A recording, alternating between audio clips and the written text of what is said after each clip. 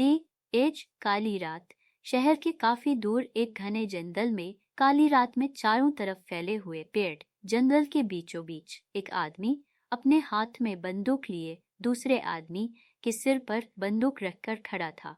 सामने गाड़ी के ऊपर बैठा हुआ शख्स इस तरह लग रहा था मानो कोई राक्षस शिकार पर निकाला हो जाने। किसकी शामत आई है उस आदमी का परछाई जिस पर भी पड़ जाए मानो उसके लिए श्राप हो। गाड़ी के बोनट पर बैठने वाला वह शख्स कोई और नहीं, पूरे ब्रह्मांड का राजा, और उसका नाम ऋषि सूर्यवंशी है।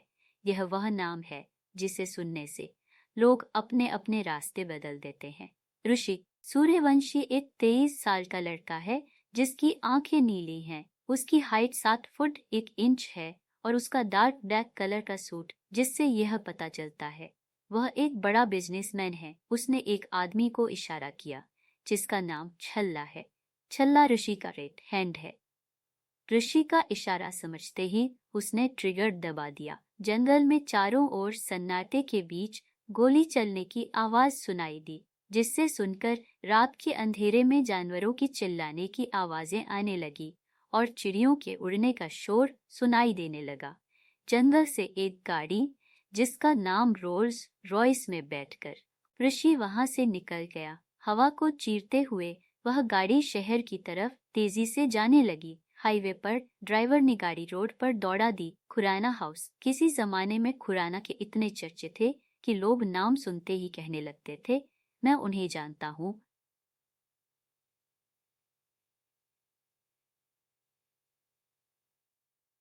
पर आज एक ऐसा दिन है जब बिजनेस में ही नहीं बल्कि शहर खुराना इंडस्ट्री, तेजस्विनी खुराना, खुराना इंडस्ट्री की CEO, जिसकी शादी उनके ही लॉयर से हो गई। शादी के पहले इनको लोग राघव बंसल के उन्हें राघव को खुराना के नाम से जानने लगे। तेजस्विनी और राघव बंसल की शादी लव मैरिज से हुई थी। तेजस्विनी अपने परिवार के खिलाफ जाकर यह शादी की थी। शादी के बाद तेजस्विनी खुराना ने खुराना इंडस्ट्रीज जाना छोड़ दिया था। खुराना इंडस्ट्रियों के पति यानी राघव खुराना चलाते थे। शादी के 2-3 साल बाद तेजस्विनी खुराना मां बन गई।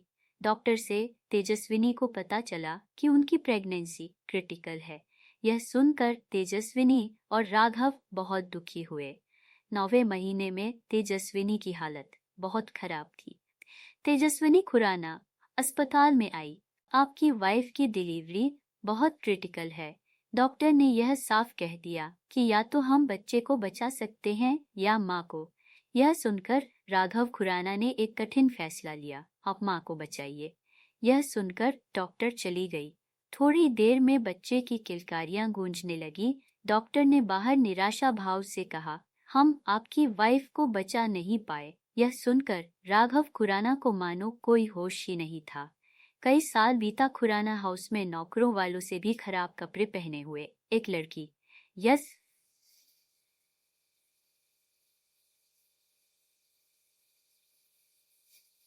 खुराना हाउस में नौकरों से भी खराब कपड़े पहने हुए एक लड़की यह सब याद करके आंखों में आंसू लिए बस रोए जा रही थी। तेजस्विनी खुराना और राघव बंसल की एक लौती औलाद तान्या बंसल, जो देखने में मानो चाँद को भी टक्कर दे सकती है, जो उसकी सुंदरता को देखे तो उससे सिर्फ पाना चाहे। काली गहरी आंखें जिसमें इस वक्त सिर्फ आंसू, सुरख गुलाबी लाल हॉटट कमर तक लटके बाल किसी के भी मन को मोहित कर ले। उसकी हाइट 5 फीट 2 इंच की और आज उसने एक कंधे से कहीं कहीं कहीं से फटे कपड़े पहने हुए हैं। नीचे से चिल्लाने की आवाज आई, कहाँ है कल मुही, कहाँ मर गई। यह आवाज सुनते ही तान्या आंसू पोंछते हुए जल्दी से कमरे से बाहर आई।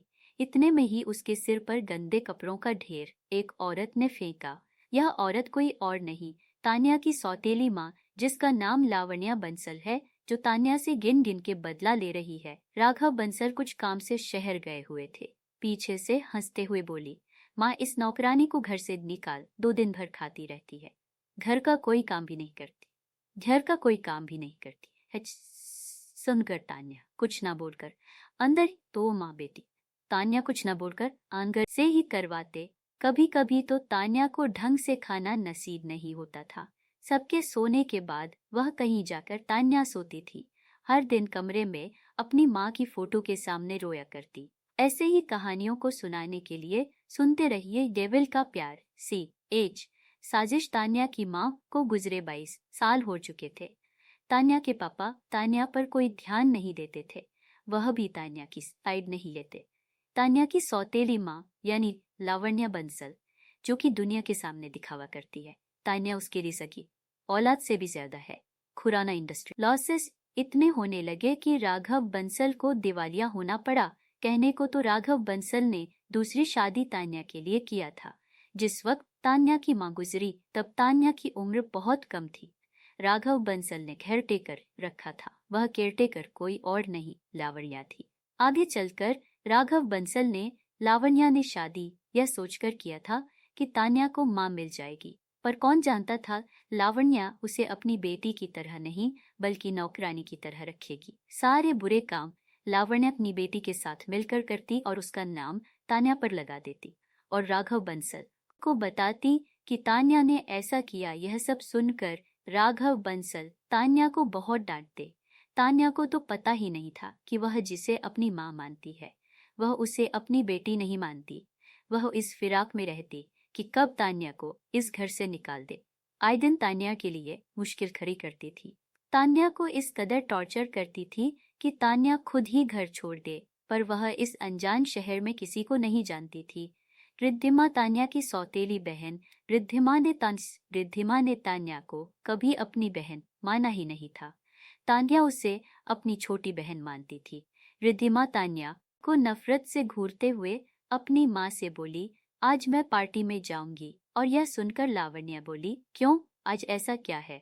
रिद्धिमा बोली, माँ आप तो जानती हो ना, युवी आने वाला है, युवराज आने वाला है। उसी ने हमें पार्टी में इनवाइट किया है और उसे नौकरानी को भी बुलाया है। वही किचन में काम करते हुए तान्या मन ही मन में यह सोचने लगी, आखिर रिद्धिमा को क्या हुआ है? आमतौर पर वह खुद ही जाती है, पर आज वह मुझे ले जाने की बात क्यों कर रही है? युवराज शेखावत तान्या का मंगेतर है, पर सारा दिन वह सिर्फ रिद्धिमा के साथ ही रहता है। रिद्धिमा के सामने वह एक नजर तान्या को उठाकर भी नहीं देखता। अक्सर कहीं पार्टी होती तो युवराज रिद्धिमा के साथ ही जाता।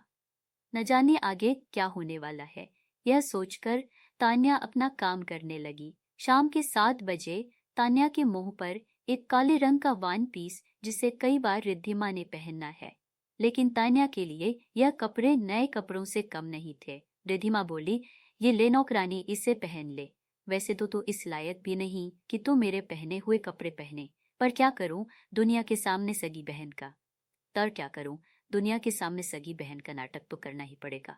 और आज जहां मैं तुझे हूं वहां मेरे कई फ्रेंड्स आएंगे और मैं नहीं चाहती कि वह तुझे फटे कपड़ों में देखें और मेरा मजाक बनाए।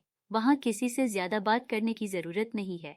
युवराज की तरफ देखने की हिम्मत भी मत करना, वरना तो जानती है बहना उसका अंजाम बुरा होगा। यह सब सुनकर तान्या ने हाँ में सिर हिला दिया। रिद्धिमा वहां से चली गई। तान्या उस कपड़े को देखने लगी और मन ही मन में बोली, तो ये कपड़े पुराने हैं पर मेरे लिए किसी नए से कम नहीं। आखिर कब तक मैं ऐसी जिंदगी जीऊंगी? ये सब सोचते हुए तान्या अपने कमरे में गई, जहां शीशे के सामने खड़ी होकर रिद्धिमा के दिए हुए कपड़े को अपने ऊपर लगाकर देखने लगी। रिद्धिमा उधर अपने कमरे में उसकी माँ लावण्या से बोली, अरे तेरा दिमाग खराब हो गया है जो तू उसे नौकरानी को अपने साथ ले जा रही है। रिद्धिमा टेढ़ी मुस्कान देती हुई बोली, अरे माँ, आज के बाद से उस नौकरानी को इस लायक नहीं छोड़ूंगी कि वह किसी को मुंह दिखाने के लायक रहे। रिद्धिमा की माँ, तू क्या बोल रही है? मुझे लगा उसे नौकरानी को युवराज ने बुलाया है। हंसते हुए बोली, बुलाया है न माँ, पर मुझे उस नौकरानी को नहीं। यह सुनकर रिद्धिमा की माँ ठंडी आहें भरती हुई, तभी मैं सोचूं दिन भर वह तेरे साथ घूमता है, पार्टी में उसे नौकरानी को क्यों बुलाएगा? युवराज शेखावत अमीर बाप की बिगड़ी औलाद, जो कि एक प्लेबॉय है। लोग कपड़े बदलते हैं और यह हर रात बिस्तर पर लड़कियां बदलता है। तान्या से सगाई करने का उसका एक लौता मकसद है। वैसे तो खुराना इंडस्ट्री डूब चुकी है, पर प्रॉपर्टी और पैसे और खुरानी इंडस्ट्री, यह सब तान्या के नाम पर है, इसलिए मजबूरन युवराज को तान्या से सगाई करनी पड़ी। पर युवराज शेखावत गरीब नहीं था, पर कहते हैं ना, लोग लालच में कुछ भी कर। इसलिए लावण्या और रिद्धिमा दोनों ही तान्या के पीछे हाथ धोकर पड़ी हुई थीं, क्योंकि तान्या की माँ जब जिंदा थी तब उन्हें पता चला कि उनकी प्रेगनेंसी क्रिटिकल है। तब उन्होंने कुछ पेपर बनवाया था। यह लिखा गया था कि जब उसका जो भी बच्चा होगा उसकी उम्र 25 साल होने पर पूरी प्रॉपर्टी का मालिक या मालकिन होगा। युवराज शेखावत के पिता बड़े बिजनेसमैन हैं जो कि खुराना इंडस्ट्री के पार्टनर हुआ करते थे। युवराज शेखावत अपने पिता के पैसों पर ऐश करता है, वह आपको बार में ही मिलेगा। तान्या ने वह ड्रेस पहन लिया, उस ब्लैक रंग के वन पीस में, मानो वह कोई सेलिब्रिटी लग रही हो। जो भी देखता पहली नजर में ही उसे प्यार कर बैठता। तान्या ने अपने बालों को खुला छोड़ दिए था। तान्या के पास चेहरे पर कुछ लगाने के लिए था ही नहीं, वह बिना मेकअप के भी किसी को रिझा सकती थी। तान्या कमरे से बाहर आई, पैरों में उसने चप्पल पहने थे। सामने से आती हुई ने रिद्धिमा बोला, पैरों में चप्पल पहनकर जाओगी, मेरी इज्जत का तुम्हें ख्याल है कि नहीं? यह सुनकर तान्या डरते हुए बोली, मेरे पास पैरों में पहनने के लिए चप्पल ही है। यह सुनकर पीछे से लावण्या दांत पीसते हुए बोली, हाँ हाँ, तुम्हारे पास तो कुछ होता ही नहीं। रिद्धिमा अपनी रूम में से एक सैंडल लाकर तान्या की तरफ फेंकते हुए बोली, लो पहन लो।